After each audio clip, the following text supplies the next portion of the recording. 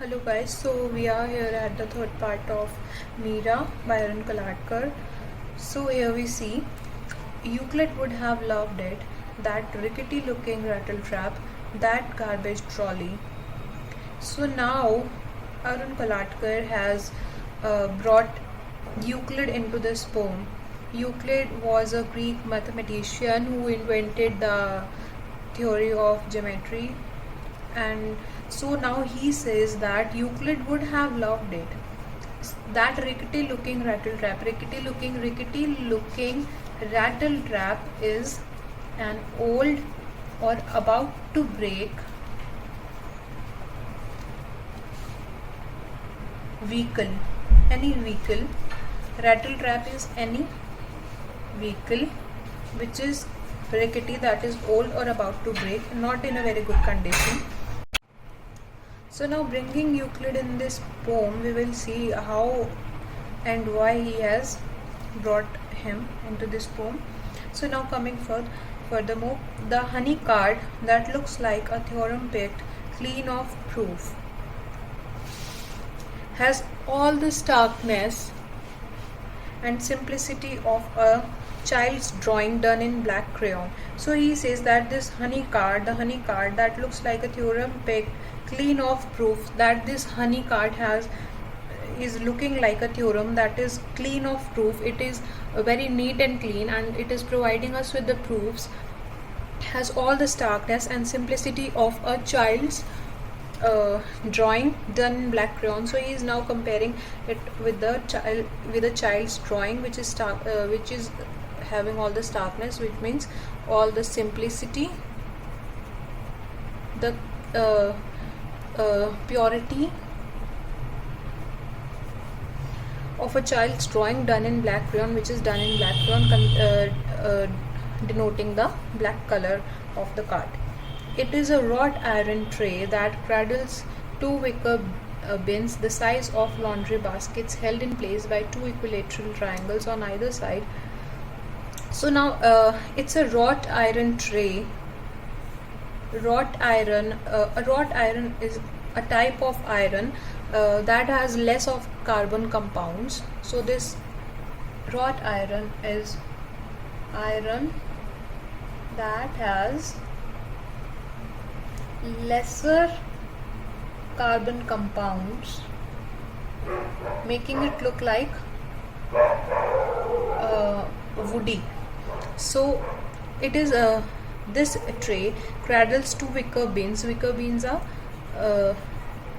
two wicker bins the size of laundry basket. So this iron tray is holding two wicker bins as the size of two big laundry baskets, held in place by two equilateral triangles. So these wicker bins are held in the tray by the help of two equilateral triangles on either side. So if this is the tray, there are two equilateral triangles which are holding the two wicker bins in place so that they don't spill around or fall.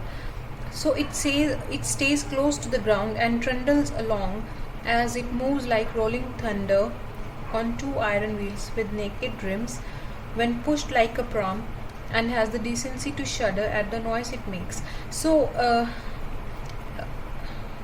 so held in place by it stays close to the ground. It is very close to the ground, and it trundles along, it moves along as it moves,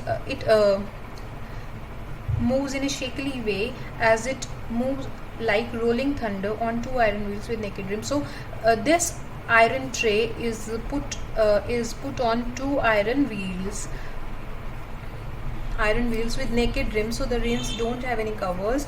So these iron wheels have the tray on the top, which have the wicker beans on it, and this is moving like a rolling thunder. It is making a lot of noise while moving, and it is trundling along. It is moving in a shakily manner. It is not moving swiftly, smoothly. So when pushed like a pram, it is very difficult to push. It is to be pushed like a pram and has the decency to shudder, and it is shuddering at the noise it makes. So it is like, so it is also like a metaphor to the thundering or shuddering of lightning. So it is metaphor for the thundering in the sky to the thundering of the iron tray, the trolley. Thundering of sky to thundering of the trolley. So it is making a lot of noise and it is moving in a shakily manner. Dreaming the while the softer, more roof-friendly roads of Mayhew's London, for which it must have been designed. So now this is a type of trolley which is not suitable for the roads of Bombay.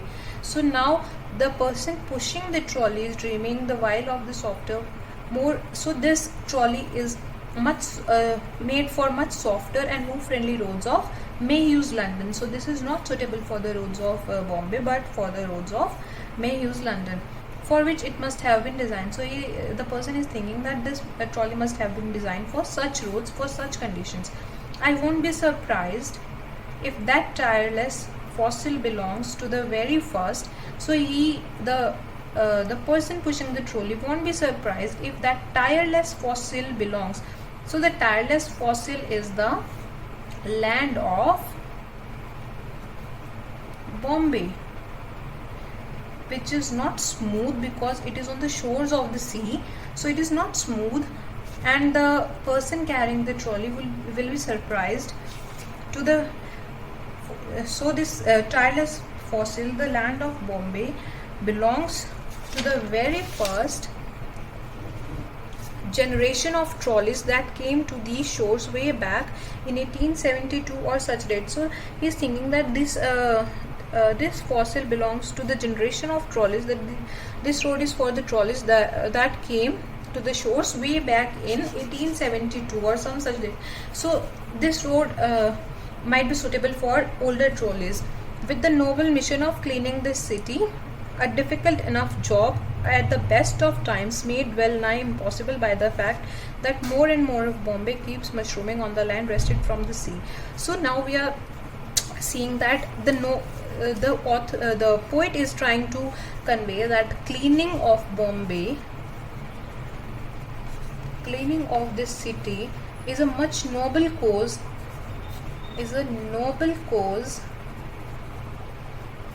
because everyone can spread trash and garbage around, but there are few people who can clean the city, and this city is very dirty, is very untidy, because it is on the shores of a sea. So there has to be a lot of mud and sludge, so, and also the trash that is thrown by the citizens of the city. So it is a very noble mission of cleaning the city, a difficult enough job. It is a difficult enough job because there is a lot of trash and garbage to be cleaned at the best of times. A difficult enough job at the best of times, made well nigh impossible. So this task is well nigh impossible, is well enough impossible by the fact that more and more of Bombay keeps mushrooming. So he is now suggesting, he is now speaking of the fact that more and more of Bombay keeps mushrooming. We know that mushrooms emerge out of fungus, and it is a very fast, rapid growing. It is very rapid growing, and so is Bombay, which is growing out of the seashores, the sea, on land wrested from the sea. So there is more and more of Bombay that is emerging out of the sea. So this might be the sea and this might be the city, and there is more and more of city that is covering the sea and that is emerging from the sea, and it is called mushrooming because it is taking over the sea in a very fast pace. So the malarial swamps, salt marshes and creeks that surround it. So it is so since it is on the seashore, there has to be various infecting diseases. So it is called a malarial swamp. Swamp is a place that is very wet and that has very much of water and mud, and is not very hygienic place to live at. So these swamps, these muddy pools promotes the growth of malarial insects. So this is the so wrested from the sea, the malarial swarms. Salt marshes. Salt marshes is a place where we can find a lot of sea water. So this is a place where one can find a lot of sea water. Generally it is a place near the seashore, and creeks that surround it, and reclaimed by sweeping, such as this trolley collects day after day. So there is a lot of land that is emerging day by day, and that is reclaimed by the sweeping. So when there is more land, there has to be more of cleaning. So as the land grows, there is definite proportion to the amount of cleaning required, cleaning or sweeping required.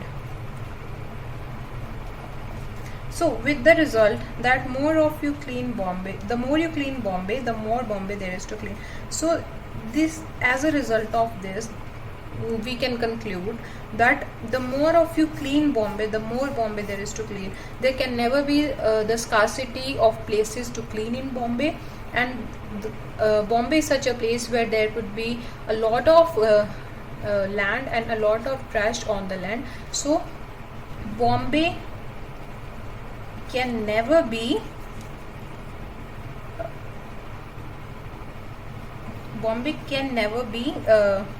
scarced with the Bombay can never lack in need for cleaning. The more you clean, the more there will be to clean.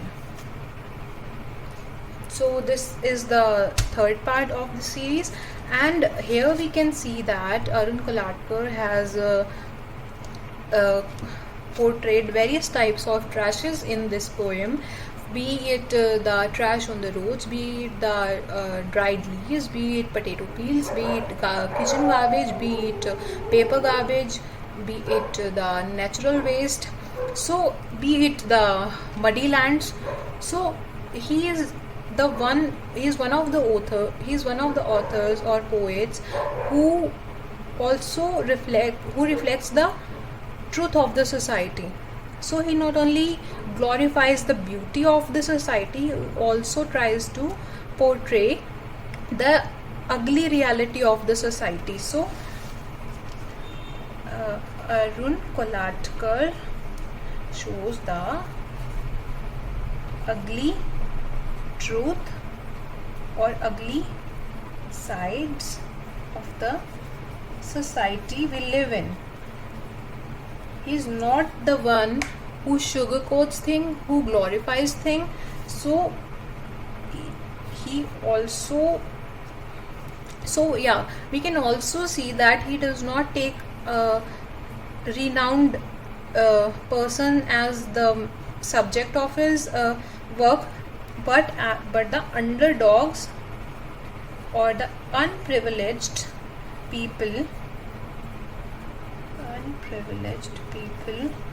as a subject of his. These are the subjects of his works, because they also contribute to the society that most of the writers ignore.